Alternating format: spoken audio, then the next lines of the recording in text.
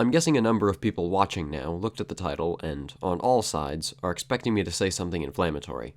To those people, I hope you aren't too disappointed.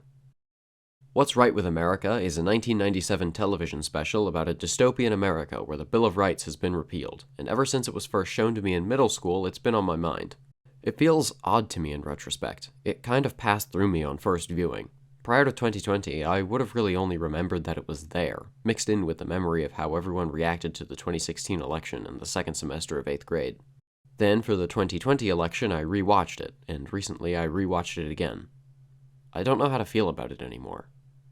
I used to want this video to be fun. There's a lot about this program that's really funny. It's about this family that returns to America after 7 years abroad, and they have to manage living in a world where the Bill of Rights doesn't exist, but they put extra emphasis on how kids don't play outside anymore, just so kids know it's really not good out there.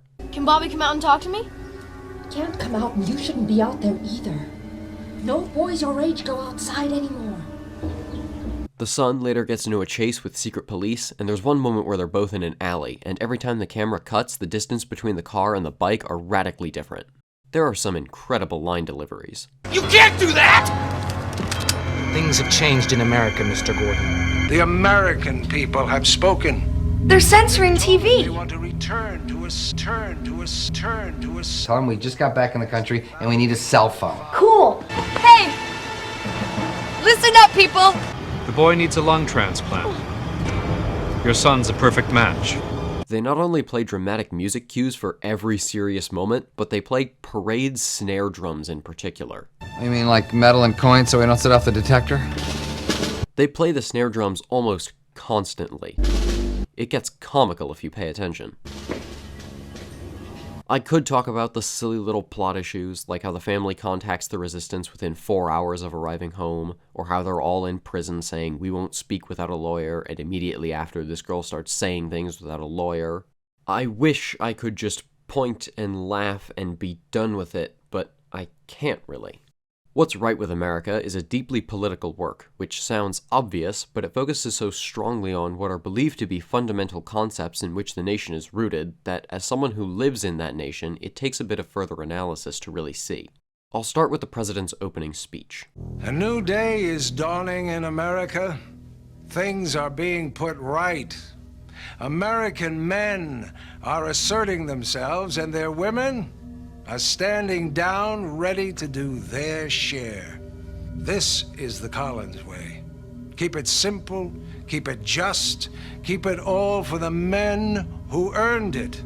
Two things stick out to me here. First of all, this is the president who suspended the Constitution, and I use that word deliberately. Everyone on screen says he repealed the Bill of Rights, but that only includes the first 10 amendments. But in this clip, he's clearly running on a platform of repealing the 19th Amendment. Ergo, a viewer can assume he has a platform of repealing the 19th Amendment, but actually repealed or altered all of the other 26 as well.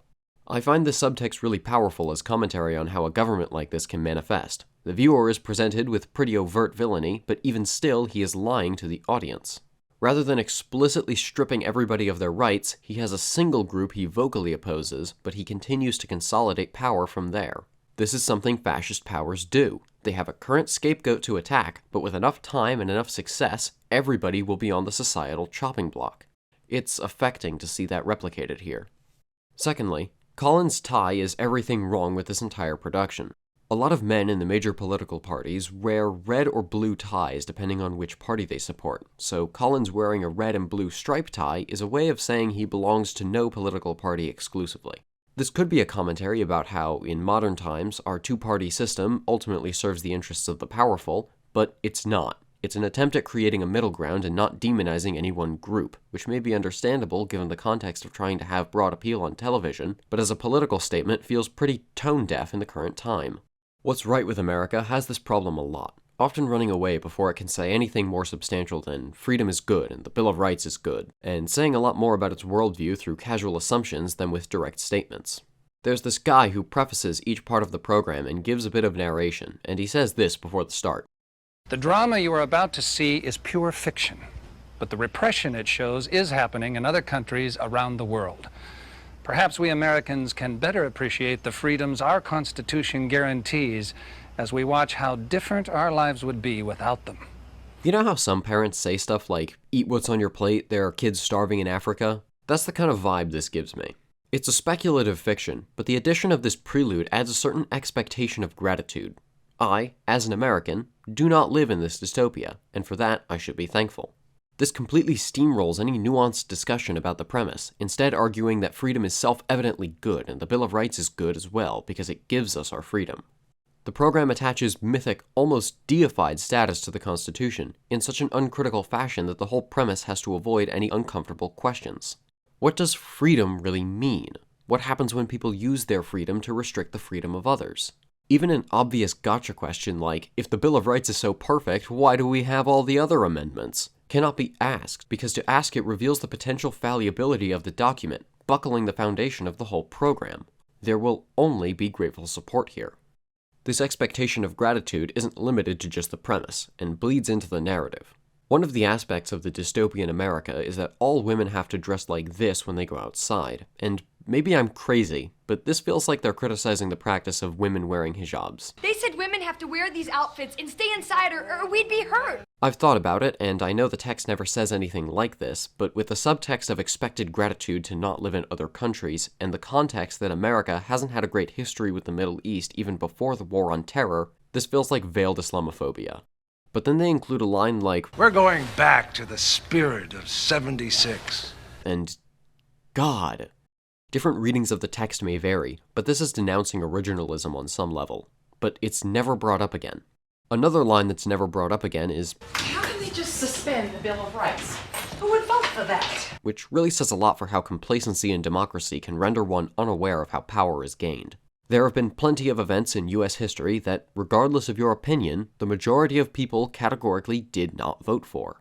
It's something that happens when people want power and are willing to use some underhanded methods to get it. Using Nazis as an example is very obvious, but they did exactly this. Gain power, consolidate power, and shut the door behind them so no one can democratically take power. The characters asking who would vote for this is as futile as it is ignorant of history. And I know they know about Nazi comparisons. This line exists. Hey, I'm just doing my job here. Just following orders. Damn straight. And there are a few other moments where we see people who want society to be like this. They're not clueless, but the lack of understanding how authoritarian power works is more than apparent. I don't know how to handle this dichotomy in the jail scene. Take a line like this. They can do anything they want to do. But they can't hold you indefinitely. I mean, innocent until proven guilty. Guilty if they don't like the color of your face. That's the Collins philosophy. What do I make of this? Do I read President Collins as a metaphor for authoritarianism and dictatorship, elevated by the subtextual malice in what he says but undercut by the program's efforts at maintaining centrism? Or do I read Collins as a character, and live with the implication that a program that thinks fascism rises to prominence entirely democratically also thinks racism in America ended with the civil rights movement?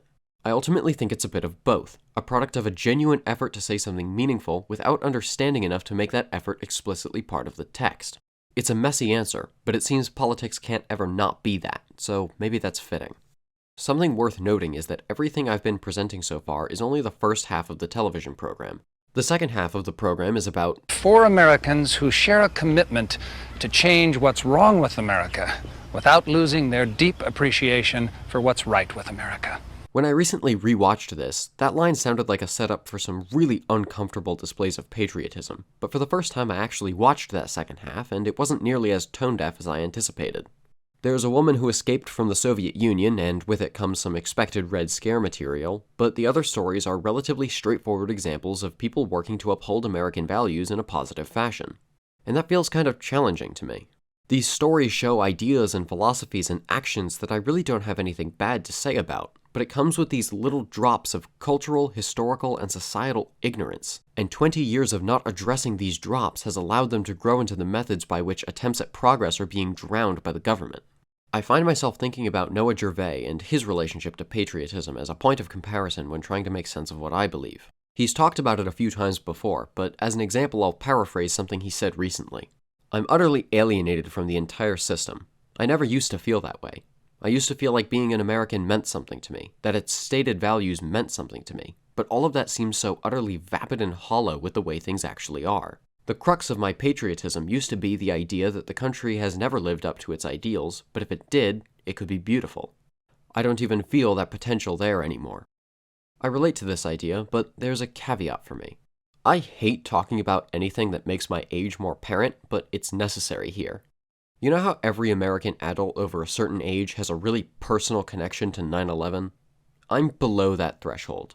I can't look at those events and feel the tragedy in the same way as my parents do. My lived experience lies primarily with the fallout. I see the Patriot Act, the heightened Islamophobia, the decades of war in the Middle East. My ability to feel even the fading patriotism Mr. Gervais describes is little more than a rational understanding I more or less hold in a vacuum. The 1990s is a very interesting period of time for me. On a purely visual level, it's the earliest point in time that still feels modern. Yes, the cars are different and no one has smartphones, but most stories set in the present don't even handle modernity well. Movies set in the 90s look contemporary to a degree that you really can't get in the decades prior. It's interesting culturally, too. The Cold War had ended, the War on Terror wasn't yet in full swing, and the most well-known American war in the 90s was so short it's barely a page in my history textbook. It was, as much as things can be here in the present day, peaceful. It also wasn't something I really lived in. Nearly all of my time being aware of politics has been a slide backwards from this time when things were supposedly good, without any particularly strong benchmark to use as a time when things worked as intended. My first memory of anything political was a poster saying Obama's nuts outside my post office, and it's not like things have gotten more civil or productive since. Honestly, it's scaring me. I look at the politics reflected in What's Right with America, and I see a sort of hubris, a program steeped in the belief that everything is good now and I should be thankful. But there were cracks in that image in 1997, and that hubris prevented people in charge from feeling the need to patch them. I am scared for what will happen, now that it seems things are getting exponentially worse by the day. America is barreling headfirst into darker times, and it's weighing on me. I am referring to fear, though, not hopelessness. There's a plot point in What's Right with America about how explicit revolution is happening in some places, and the program presents this as unambiguously good, taking cues from American history that the audience shouldn't forget. And for what it's worth, I haven't. People are fighting for a better world, and they will continue to do so. I have to believe they'll succeed. I have to believe there's a brighter future ahead. I know it won't come without cost, and maybe sometimes it's an irrational position to hold, but I have to.